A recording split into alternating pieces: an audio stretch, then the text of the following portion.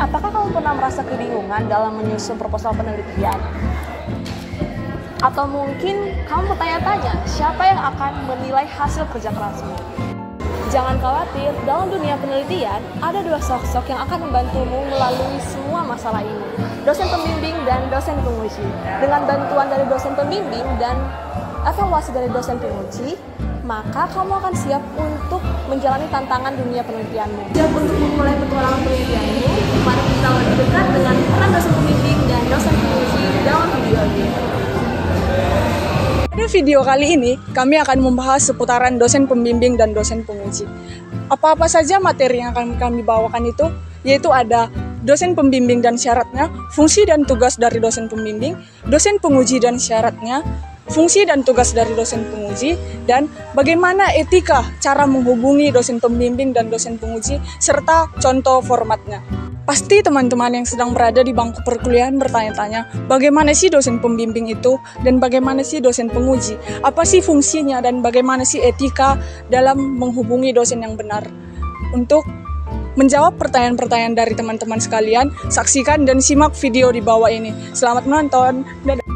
Pernah tidak teman-teman bertanya, siapa sih yang mengarahkan dan membimbing kita dalam menyelesaikan penelitian skripsi? Tahukah kamu, 80% mahasiswa ekonomi pembangunan mengatakan bahwa dosen pembimbing adalah kunci kesuksesan skripsi mereka. Dosen pembimbing adalah dosen yang ditunjuk oleh program studi ekonomi pembangunan untuk membimbing skripsi yang ditulis oleh para mahasiswa. Dosen pembimbing adalah nahkoda bagi para mahasiswa untuk mengarungi lautan skripsi. Nah, faktanya untuk menjadi dosen pembimbing itu memiliki kualifikasi atau syarat tertentu loh, seperti yang pertama, dosen yang aktif program studi S1 Ekonomi Pembangunan dengan jabatan fungsional minimal asisten ahli, bergolong minimal penata TK1 3B. Yang kedua, bergelar minimal magister atau master S2, serta mempunyai kepakaran dan sudah mendalami topik skripsi yang akan ditulis oleh para mahasiswa.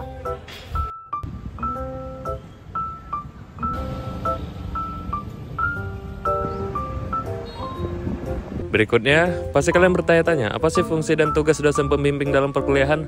Dalam hal ini, dosen pembimbing merupakan tiang penopang bagi mahasiswa di lembaga pendidikan tinggi.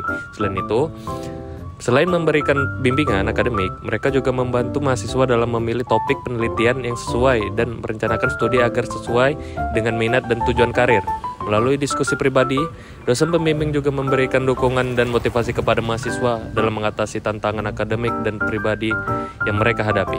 Selain itu, peran dosen pembimbing tak berhenti di situ. Mereka juga berperan penting dalam mengembangkan keterampilan non-akademik seperti kemampuan komunikasi, kepemimpinan, dan kerjasama tim yang sangat penting dalam dunia kerja. Dengan memberikan umpan balik terkait kemajuan mahasiswa, dosen pembimbing membantu mahasiswa mengidentifikasi area di mana mereka perlu berkembang dan memuaskan strategi untuk mencapai tujuan akademik dan karir mereka. Dengan berbagai fungsi dan tugas ini, dosen pembimbing bukan hanya menjadi mentor akademik, tetapi juga menjadi panutan dan pendukung bagi mahasiswa dalam perjalanan mereka menuju kesuksesan. Pengertian dosen penguji dan apa saja syarat menjadi dosen penguji tersebut. Selain dosen pembimbing, teman-teman harus tahu ada pula yang disebut dengan dosen penguji. Dosen penguji adalah seorang dosen atau pakar yang ditetapkan oleh program studi untuk menguji dan menilai mahasiswa untuk menyelesaikan skripsi di bawah arahan dosen pembimbing. Nah, untuk menjadi dosen penguji ada beberapa syaratnya seperti yang pertama, dosen penguji merupakan dosen aktif program studi yang minimal mempunyai golongan penata muda TK1 3B. Yang kedua yaitu bergelar minimal magister atau master S2 yang mempunyai kepakaran atau sudah mendalami skripsi yang telah dibuat oleh mahasiswa. Nah teman-teman, kalian udah tahu belum fungsi dan tugasnya dari dosen penguji? Sini aku kasih tahu yuk.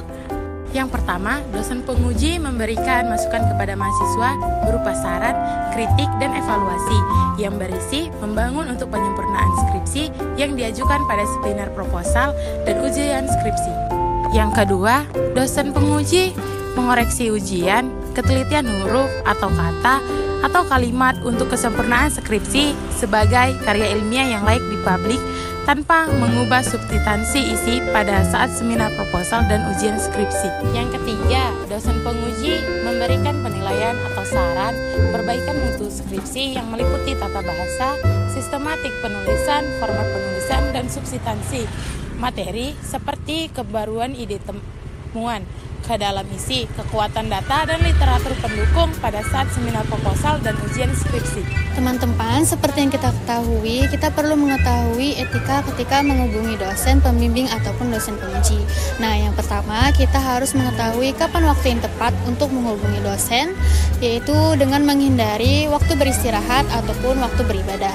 Nah, kita bisa menghubungi dosen pada waktu jam kerja, yaitu pukul 8 pagi sampai dengan 4 sore.